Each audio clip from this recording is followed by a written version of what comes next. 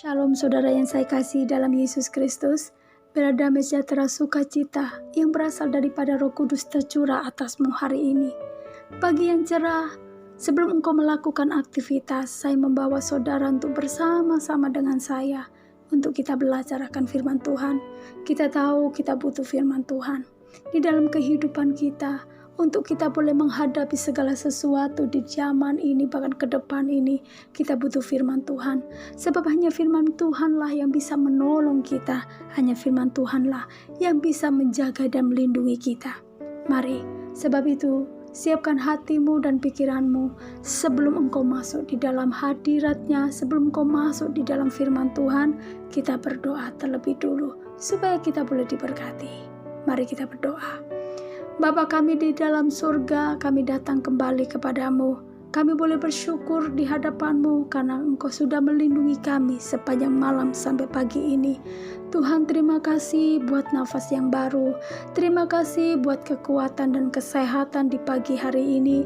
Sebelum kami melangkah, sebelum kami melakukan segala sesuatunya, kami mau dipimpin oleh-Mu melalui firman-Mu. Urapi setiap kami, ingatkan kami, tegur kami Tuhan. Ketika kami salah, ingatkan dengan firman-Mu. Kami mau dipimpin Tuhan. Kami mau Tuhan kuasa firman-Mu bekerja dalam kehidupan kami. Kami tahu ketika Tuhan bersama dengan kami, tidak ada kata yang tidak mungkin. Tapi Tuhan akan lakukan bagi kami yang tidak ada menjadi ada. Sebab itu Tuhan, berbicaralah. Kami mau siap. Di dalam nama Yesus kami sudah berdoa. Haleluya. Amin. Pagi ini kita akan belajar mengenai tentang Ayub yang terdapat di dalam kitab Ayub pasal yang pertama, ayat yang pertama dan ayat yang ke-8. Ada seorang laki-laki di tanah Uz bernama Ayub. Orang itu saleh dan jujur. Ia takut akan Allah dan menjauhi kejahatan. Lalu bertanyalah Tuhan kepada iblis, "Apakah engkau memperhatikan hamba-Ku Ayub? Sebab tiada seorang pun di bumi seperti dia, yang demikian saleh dan jujur, yang takut akan Allah dan menjauhi kejahatan." Firman Tuhan jelas berkata dan mencatat bahwa seorang Ayub, orang yang saleh, orang yang jujur, yang takut akan Tuhan, dan dia juga menjauhi kejahatan. Tidak cukup di situ, tetapi Allah juga mendapati dia di bumi. Dikatakan di sini di ayat ke-8, hanya Ayub saja orang yang saleh, orang yang jujur, orang yang takut akan Dia, yang menjauhi kejahatan. Tuhan sendiri berbicara dan mendapati Ayub sebagai sosok orang yang takut akan Dia, orang yang saleh. Kalau kita melihat pagi hari ini tentang Ayub, secara logika Ayub sungguh sempurna. Betul? Ayub sosok seorang sempurna. Karena apa? Tuhan sendiri berkata bahwa Ayub didapati di bumi ini hanya dia yang saleh, yang jujur. Begitu kalau kita melihat secara logika bahwa dia sungguh sempurna. Tetapi saudara, hari ini tidak ada manusia yang sempurna. Walaupun Tuhan berkata kepada iblis, mendapati Ayub adalah orang yang saleh, bukan berarti manusia itu sempurna. Manusia tetap tidak sempurna. Yang sempurna adalah Tuhan kita. Kita melihat bukti Ayub, bahwa Ayub masih ada kesalahan. Kalau kita baca kitab Ayub ini sampai selesai, Ayub punya kelemahan, Ayub punya masalah, Ayub punya tantangan, Ayub punya proses dalam kehidupannya. Itu berarti manusia Ayub tidak sempurna. Walaupun Tuhan berkata dan Ayub tercatat dia orang yang saleh dan jujur, bukan berarti dia lepas dari proses karena dia manusia. Bukan berarti dia lepas kekurangan dan kelemahan. Dia masih ada kelemahan dan kekurangan. Pagi ini kita belajar, saudara, kehidupan kita dan sosok seorang Ayub. Sama-sama dia manusia yang ciptakan Tuhan. Kita pun sama. Kenapa? Seringkali saya mendengar, kalau kita bilang, Bu, saya sudah melakukan kebenaran, sudah nuruti apa yang Tuhan mau. Tetapi kenapa saya tetap memiliki masalah? Saya tetap bergumul. Kenapa tantanganku, bahkan prosesku berat dan besar? Saudara, pagi ini kita belajar. Ayub, Tuhan yang berbicara orang saleh, tidak lepas dari proses. Jadi kalau saat ini engkau mengalami proses, saudara, kalau engkau saat ini mengalami tantangan, engkau sedang mengalami pergumulan yang cukup berat, atau menghadapi keadaan yang sangat sulit hari-hari ini, bahkan ke depan kita tidak tahu. Saudara, kita adalah manusia yang normal karena kita masih di dunia. Kalau tidak mau itu ada, yaitu di surga. Tapi kita ada di bumi. Sejujurnya kita, sesalehnya kita, ketika kita masih di bumi, kita harus masih ada di dalam proses. Kita masih ada pergumulan dan menghadapi tantangan karena kita ada di bumi. Tapi lihat,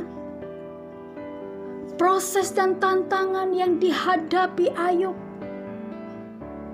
bukan berasal daripada Tuhan, tapi Tuhan izinkan. Seringkali kita sebagai orang benar, sebagai orang yang percaya, ketika kita mendapatkan masalah berat, tantangan yang berat, kita berkata, Bu, Tuhan tidak melihatkah? Bu, aku sudah melakukan yang terbaik, bahkan aku lakukan apa yang diperintahkan Tuhan. Tetapi mana? Tuhan belum menjawab.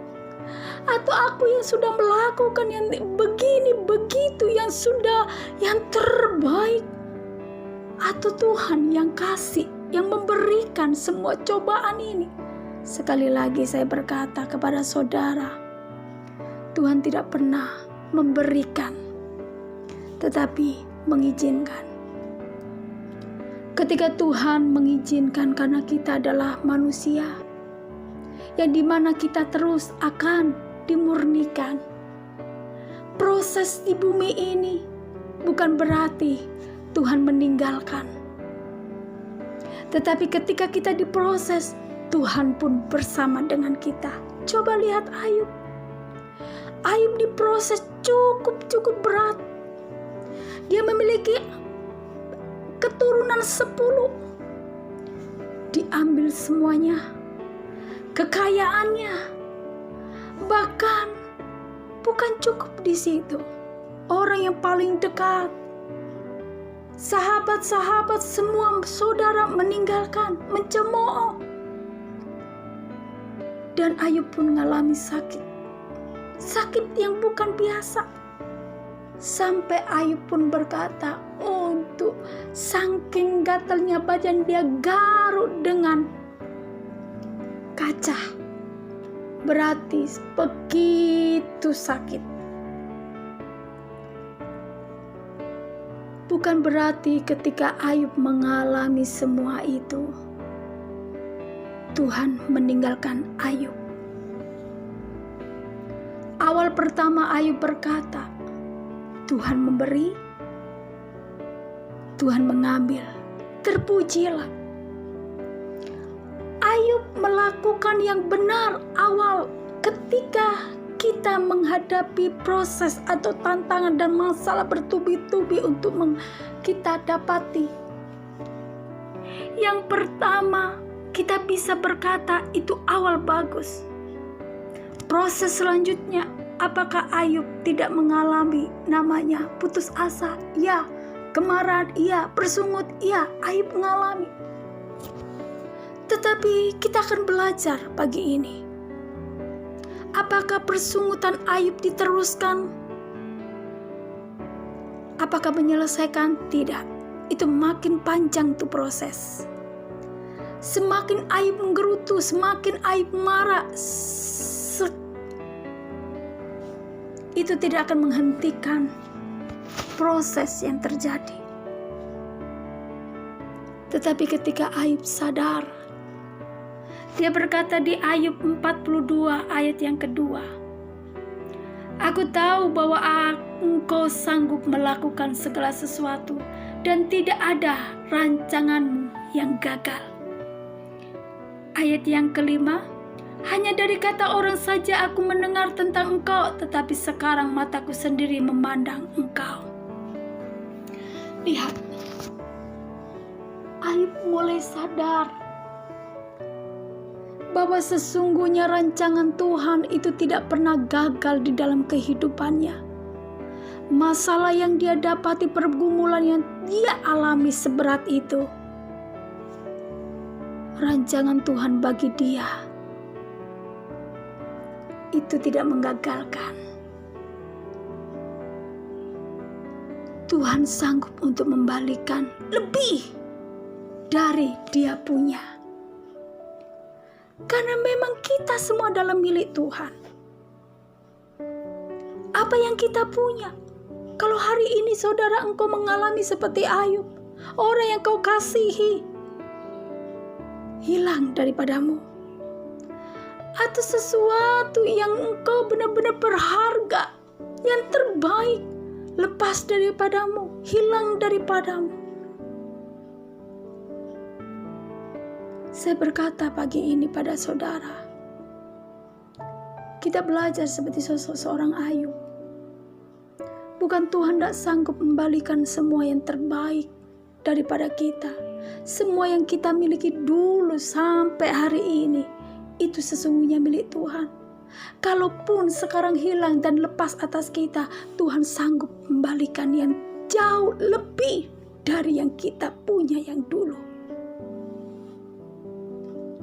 Karena rancangan Tuhan tidak pernah gagal buat kita. Awal yang kita harus katakan, awal yang kita harus lakukan, yaitu perkataan kita. Kita harus berkata seperti Ayub, Tuhan yang memberi, Tuhan yang mengambil. Terpujilah dalam arti tidak ada kemarahan, tidak boleh ada kemarahan. Jangan ada kemarahan di dalam hati kita. Itu yang pertama. Yang kedua, Ayub melakukan tindakan bahwa dia bangkit, dia sadar. Kesalahannya adalah menggerutu.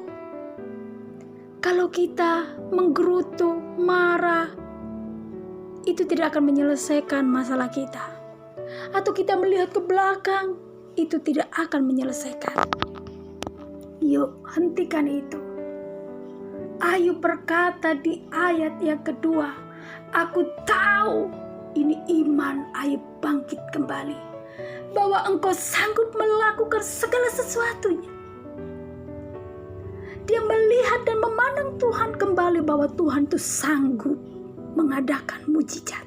Dia sanggup mengadakan pemulihan. Dia sanggup memberkati kita. Dia sanggup mengembalikan semua yang terbaik buat kita. Katakan amin. Dan Ayub pun berkata di ayat yang kelima, "Hanya dari kata orang saja aku mendengar tentang Engkau, tetapi sekarang mataku sendiri memandang Engkau." Ayub 42 ayat yang kedua dan ayat yang kelima ini bukan berarti Ayub sudah dipulihkan, belum. Tetapi Ayub sadar, maka itu ketika dia sadar bangkit, menghentikan proses itu, menghentikan beban berat yang dia tanggung, pencobaan yang dia alami, menghentikan dan melihat kuasa Tuhan bekerja, pemulihan terjadi. Hari ini engkau ingin dipulihkan, engkau ingin terima pembelaan, mujizat, keajaiban hari ini. Lakukan. Yang pertama, jangan pernah marah, jangan melihat ke belakang. Percayalah Tuhan sanggup membalikan. Yang kedua, kita harus bangkit.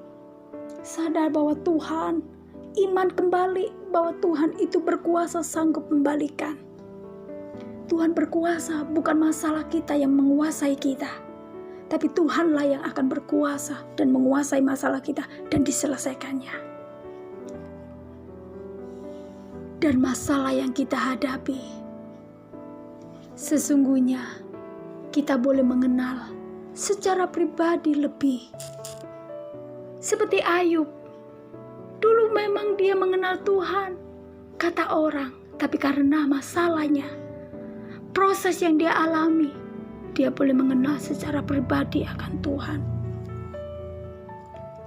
Pagi ini, yuk kita bersama-sama belajar. Ayub, sebenar-benarnya dia, sesaleh-salehnya dia tetap punya kekurangan dan kelemahan. Tetap apapun dia pun tidak sempurna. Dia harus mengikuti proses. Pasti ada masalah dan tantangan. Kalau engkau hari ini sudah melakukan yang terbaik di hadapan Tuhan, engkau sudah melakukan seperti turut firman Tuhan, tetap lakukan itu. Jangan marah, jangan menggerutu. Walaupun keadaanmu engkau masih tetap bergumul. Lakukan seperti Ayub yang kedua. Engkau harus memandang bahwa Tuhan yang berkuasa sanggup memulihkan. Iman percayamu, engkau harus bangkitkan. Maka kau akan lihat, dari situlah Ayub boleh dipulihkan. Di ayat-ayat berikutnya, Ayub dipulihkan. Yang ketiga, Ayub boleh berdoa, memberkati teman-temannya. Disitulah pemulihan terjadi. Hari ini kita berdoa, siapapun orang yang membenci kita, yang menyakiti kita, lepaskan doa dan berkat buat mereka. Apa yang terlepas dari engkau, itu akan yang terbaik akan terlepas dari surga. Engkau lepaskan berkat buat musuhmu, berkat orang yang menyakitimu, sesungguhnya berkat itu akan tercurah atasmu. Biar firman Tuhan yang sangat sederhana menjadi berkat buat kita pagi hari ini. Hari ini percayalah, Tuhan yang akan memberkatimu. Percayalah bahwa hari ini apa yang engkau hadapi, percayalah Tuhan sanggup untuk melakukannya. Dan rancangan Tuhan, rencananya bagimu tidak pernah gagal gara-gara masalah yang kau hadapi. Sebelum beraktivitas, mari kita berdoa. Di dalam nama Tuhan Yesus, kami sangat bersyukur buat firman-Mu mengingatkan kami kembali bahwa rancangan-Mu, rencana-Mu bagi kami tidak pernah gagal. Sebab Engkau adalah berkuasa untuk sanggup Tuhan, untuk membalikan dan memulihkan dan memberkati dan menggenapinya bagi setiap kami.